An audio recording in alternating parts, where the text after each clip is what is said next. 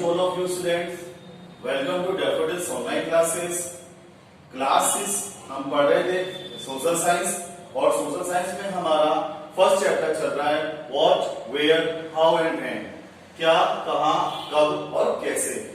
ये हमारा चैप्टर है। उस चैप्टर में हम लास्ट वीडियो में हमने पढ़ लिया था सोर्सेज ऑफ हिस्ट्री कि इतिहास के सोर्सेज कौन कौन से हैं। इतिहास के ऐसे कौन कौन से स्रोत हैं जिनसे हमें इतिहास के बारे में पता चलता है। तो हमने इसमें पढ़ा था लिटरेरी सोर्सेज और आर्कियोलॉजिकल सोर्सेज। ये हमने कल देख लिया था लास्ट वीडियो में। और आज हम डेस्क्रिप्टिव रूप से हम पढ़ेंगे आर्कियोलॉजिकल सोर्सेज की पुरातात्विक सोर्स कौन कौन से हैं जिनसे हमें इतिहास के बारे में पता चलता है। तो आर्कियोलॉजिकल का मतलब हुआ पुरातत्व और पुरातत्व का मतलब होता है कि खोद कर निकालना। ठीक है, एक ऐसा डिपार्टमेंट, एक ऐसा विभाग जो जमीन में खुदे हुए जो चीजें हैं, इतिहास की जो चीजें हैं उन्हें निकालता है, उसे कहा जाता है आर्कियोलॉजिकल डिपार्टमेंट। ठीक है, चलिए तो देखते हैं हम archaeological sources. Archaeological is the scientific study. यह एक वैज्ञानिक अध्ययन है of the remains of past civilization. किसका रिमेन्स किस होता है? बचे हुए और पास्ट सिविलाइजेशन की पास्ट जो सभ्यताएं थी, पुरानी जो सभ्यताएं थी, उन सभ्यताओं के जो बचा कुचा जो अवशेष हैं, उन अवशेषों का वैज्ञानिक अध्ययन क्या कहलाएगा? आपका आर्कियोलॉजिकल मतलब पुरातत्व कहलाता है। Archaeologist carry out excavation around the world from time to time. कि आर्कियोलॉजिस्ट जो पुरातत्व शास्त्री होते हैं, आर्कियोलॉजिस्ट मतलब होता है जो खोद कर निकालते हैं। ठीक है, तो ये एक्सकेवेशन ये खोज करते रहते हैं हमेशा। कहां पर? समय समय पर विश्व में जगह जगह पर, पूरे विश्व में समय समय पर यह नई खोजें करते रहते हैं। And they often find many things, और उन्हें बहुत सारी चीजें भी प्राप्त हुई थी। जैसे इंस्क्रिप्शंस। इंस्क्रिप्शंस का मतलब होता है अभिलेख, कॉइन्स सिक्के, मॉन्यूमेंट्स। मॉन्यूमेंट्स में होते हैं स्मारक, एंड आर्टफैक्ट। आर्टफैक्ट होता है कलाकृतियां, जो मैं आपको कल बता चुका हूं। लास्ट वीडियो में मैंने बता दिया था आपको कि भाई अभिलेख क्या है, सिक्के, स्मारक और कलाकृतियां क्या है। These are then analysed using various scientific techniques. These are their analysis using various scientific techniques to discover more about the civilization these remains belong to। अब देखिए कि इनमें एनालिसिस किया जाता है किसका? वेरियस साइंटिफिक टेक्निक्स का। कि अलग अलग जो वैज्ञानिक तकनीक हैं उन तकनीकों के द्वारा यह इसका विश्लेषण किया जाता है, इनकी खोज की जाती है। ठीक है, मतलब इक्विपमेंट्स के द्वारा नई नई ऐसे टेक्निक्स कौन कौन सी हैं और उन टेक्निक्स के द्वारा क्या किया जाता है? खुदाई की जाती है। More about the civilization. किसके बारे में पता लगता है? सिविलाइजेशन, सभ्यताओं के बारे में पता लगता है जो बचे हुए जिनके अवशेष हैं। जैसे हमें पता कैसे लगा कि इंडस वैली सिविलाइजेशन है, इसके बारे में हमें पता कैसे लगा? इस आर्कियोलॉजिकल जो सोर्सेज हैं इनके माध्यम से ही हमें पता लगा था कि that time Indus valley civilization भी थी। नेक्स्ट देखिए, these archaeological finds help historians recreate the picture of the past. अब ये जो आर्कियोलॉजिकल है, ये जो पुरातत्व है, फाइंड हेल्प, यह बहुत मदद करता है किनको? इतिहासकारों को। क्या करने के लिए? Recreate picture of the past. कि पहले क्या क्या हुआ था, इस तरह की पिक्चर, इस तरह के चित्रों को रिक्रिएट, वापस बनाने के लिए, वापस निर्माण करने के लिए ये आर्कियोलॉजिकल डिपार्टमेंट है, ये बहुत ज्यादा मदद करता है किसकी? इतिहासकारों की। वरना इतिहासकारों को क्या पता था कि भाई कोई इंडस वैली सिविलाइजेशन थी? नहीं पता था। ठीक है, तो ये सब कैसे पता लगा? यह सब खुदाई के द्वारा पता लगा, आर्कियोलॉजिकल सोर्सेज से पता लगा था। नेक्स्ट हम देखते हैं इंस्क्रिप्शंस। इंस्क्रिप्शंस का मतलब होता है अभिलेख। तो देखिए, इंस्क्रिप्शंस आर राइटिंग और sketch is of stones, pillars, clay और copper tables and also the wall of cave, temples and monuments. अब इंस्क्रिप्शंस क्या हुए? इंस्क्रिप्शंस होते हैं अभिलेख, और अभिलेख में आपको बता चुका हूं क्या होते हैं अभिलेख। अभिलेख का मतलब होता है कि किसी धातु पर, किसी पत्थर पर लिखी गई कुछ पढ़ने योग्य सामग्री को हम क्या कहते हैं, अभिलेख कहते हैं। अब देखिए इसमें इंस्क्रिप्शंस क्या है, ये एक लिखित चीजें हैं जो कहां पर लिखी जाती हैं, स्टोन्स पर, पत्थरों पर, पिलर्स, स्तंभों पर, खंभों पर, क्ले, मिट्टी पर, एंड कॉपर टेबल, तांबे की टेबल पर, and also the wall of cave, और साथ ही साथ जो गुफाओं की दीवारें हैं, कोई केव है उन गुफाओं की दीवारों पर लिखा जाता है, टेम्पल्स, मंदिरों पर लिखा जाता है, एंड मॉन्यूमेंट्स, स्मारकों पर ये लिखे जाते हैं। अब जैसे यदि टेम्पल की बात की जाती है तो आपने नाम सुना होगा गुप्त मौर्य डायनेस्टी में चंद्रगुप्त मौर्य के बारे में। तो चंद्रगुप्त मौर्य ने चंद्रवस्ती टेम्पल में बैठकर ही फास्टिंग के द्वारा अपने शरीर को छोड़ दिया था।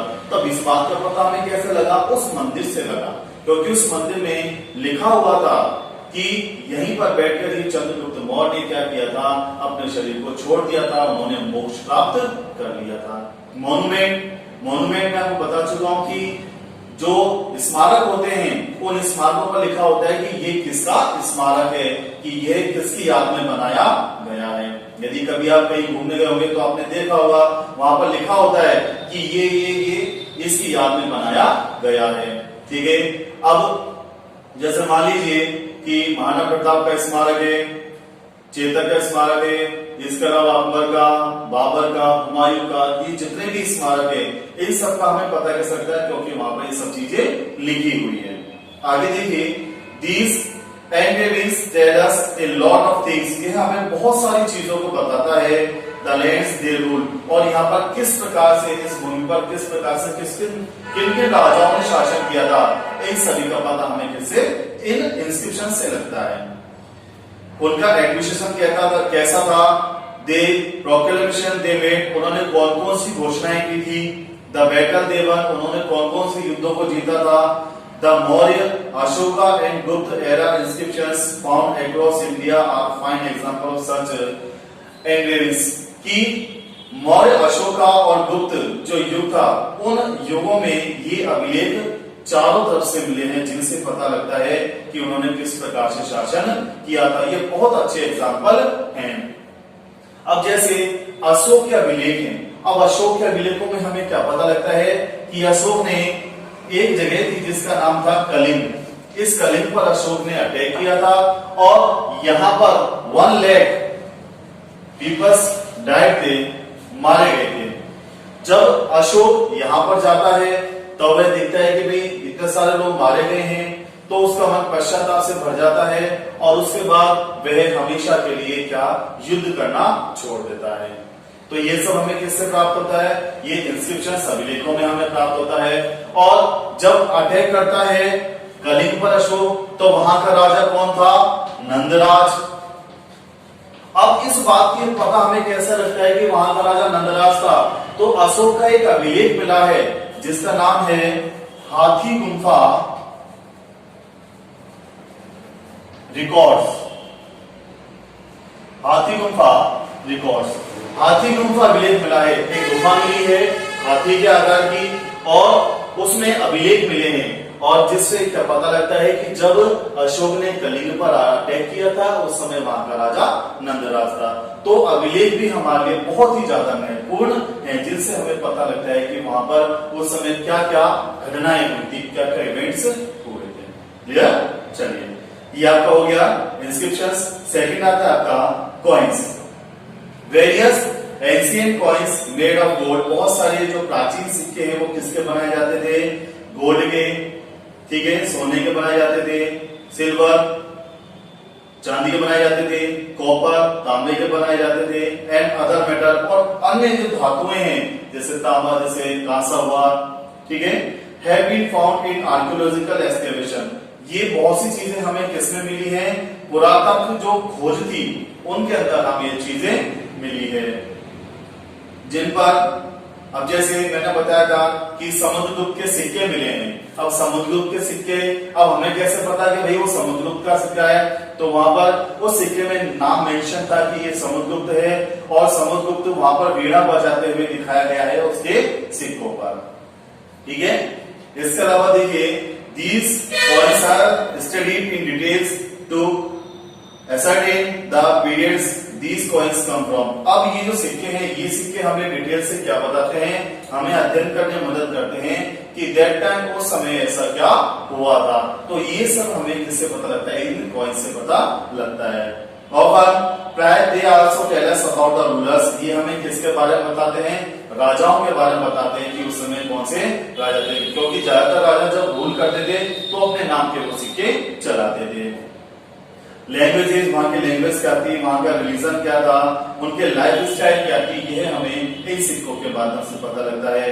For instance Samudragupta coins tell us the great ruler and conquest played the veena. अब जैसे समुद्रगुप्त है, समुद्रगुप्त के सिक्कों से हमें क्या पता लगता है कि वे बहुत ही ज्यादा ग्रेट रूलर था और उसने उसको वीणा बजाते हुए उसके सिक्कों पर दिखाया गया है। The study of coins is called numismatics, ठीक है। और ये जो कॉइन्स का अध्ययन है, ये हमें क्या कहलाता है, सिक्कों का अध्ययन ये कहलाता है। यदि हमने कॉइन्स का अध्ययन किया तो ये क्या कहलाता है, न्यूमिस्मेटिक्स कहलाता है, ठीक है। यदि एक शब्द में मैं कहूं कि सिक्कों का अध्ययन क्या कहलाएगा, तो सिक्कों का अध्ययन कहलाता है न्यूमिस्मेटिक्स। क्या कहलाता है, न्यूमिस्मेटिक्स ये कहलाता है। तो ये क्या हुआ, न्यूमिस्मेटिक्स, ये सिक्कों का अध्ययन हो गया, ठीक है। तो ये हुआ आपका इंस्क्रिप्शंस, कॉइन्स, और कल हम पढ़ेंगे मॉन्यूमेंट और आर्टिफैक्ट, ठीक है। इसके अलावा लिटरेरी सोर्सेस को भी हम देखेंगे। क्लियर? Thank you.